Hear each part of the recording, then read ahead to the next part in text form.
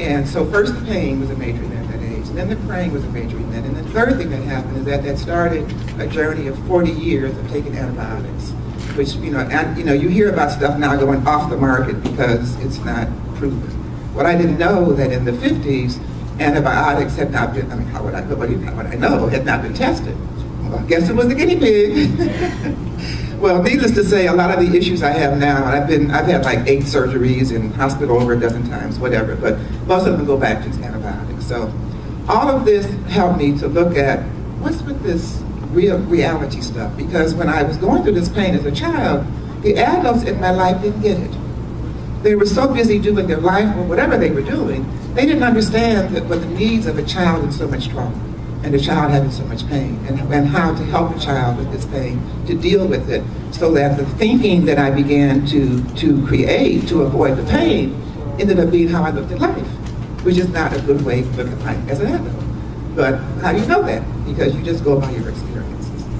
So I began a quest to wonder, why is it that happy-go-lucky children turn into troubled, confused something adults? They don't get it. And so the rest of my life I spent looking at that. I got my degree in early childhood, and I directed Head Start programs. And I wondered in Head Start, but Head Start, if you don't know, is an early childhood program for children of low income. And I directed the Charles Drew University program and several others. And I wondered, why is it that only a small number of these employees really give a crap about the kids? Most of them are just there for a job. And those of you who are teachers, I see you nodding your heads that you know that that's the case. But when you're dealing with lives and personalities and human beings, it's a little more, I think, than just a job. And if not, maybe that's not where you belong, okay? Authenticity. And then I ran a speakers bureau. I was the first African American woman to open a bureau for African American speakers.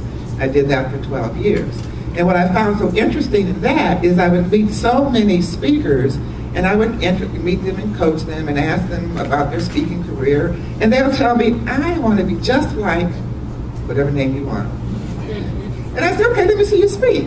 And then they would start speaking just like that person. And it never works, because that's not authentic. That's not who